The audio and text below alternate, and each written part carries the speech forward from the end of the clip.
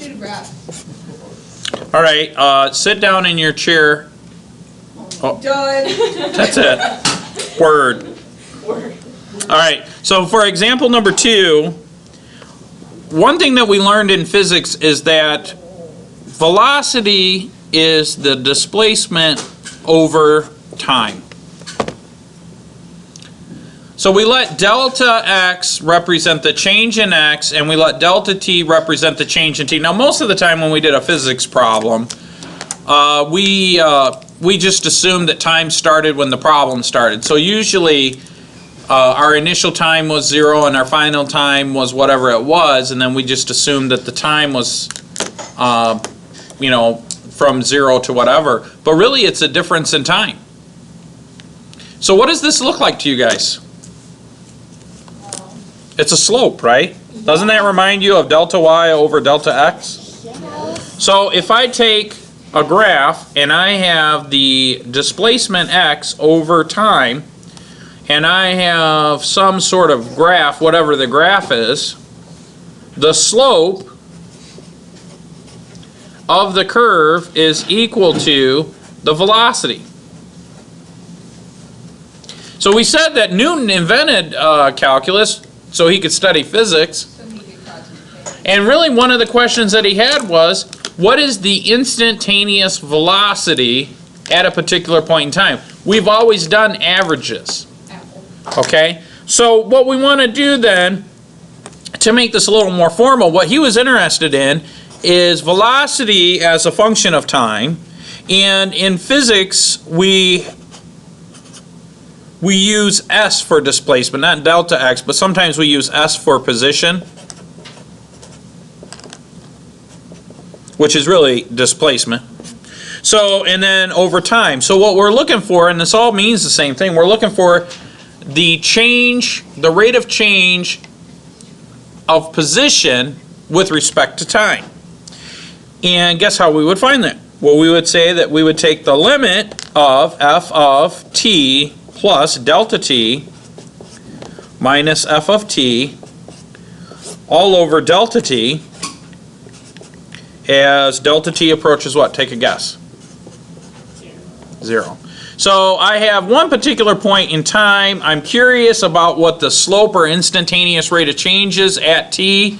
I'm going to come over just a little bit and call that delta t, find the secant line, and the slope of the secant line is the instantaneous rate of change or velocity.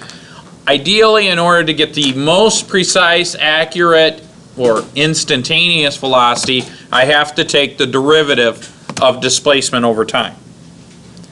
So if we look at example number 2, and I'm just going to throw this up here, the textbook up here. Example number 2 wants us to look at this graph of position over time. Okay? And it says in figure 324 shows the time to distance graph of a 1996 Riley and Scott MK3 Olds WSC race car. The slope of the secant line between P and Q, from P to Q, is the average velocity for a 3-second interval from t equals 2 to t equals 5, in this case about 100 feet per second or 68 miles per hour. The slope of the tangent at P is the speedometer reading at t equals 2 seconds, about 57 feet per second or 39 miles per hour.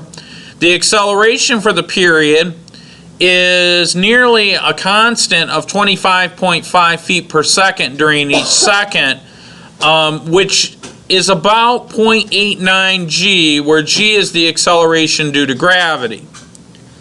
Now, why would they plug g in there? Because it's on the ground, and it's on the ground because gravity. No. Have you ever heard someone talk about an airplane flying or jet pilots and how many G's they experience?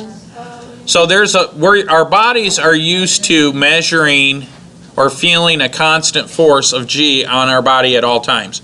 So when you speed, if you accelerate to a certain degree, you can make it a scalar of that constant acceleration due to gravity, which is g. So when somebody says, as I turned the corner in the race car, I felt 0.89 g's, they were feeling a similar experience to Earth's gravitational pull, or the acceleration due to that. Okay, so the force generated by that acceleration can be a scalar multiplier of what Earth's actual acceleration is. So the race car's top speed is estimated at 190 miles per hour. So if you look at this thing travels 800 feet in 8 seconds. Actually, 7.5 seconds. So this thing's flying. So what does question number 2 want us to do? Well, it doesn't really ask us to do anything. It just kind of says what it is, right? It says the race car's top speed is estimated at 190. So there really isn't a question, is there? No, it's just explaining what's going on.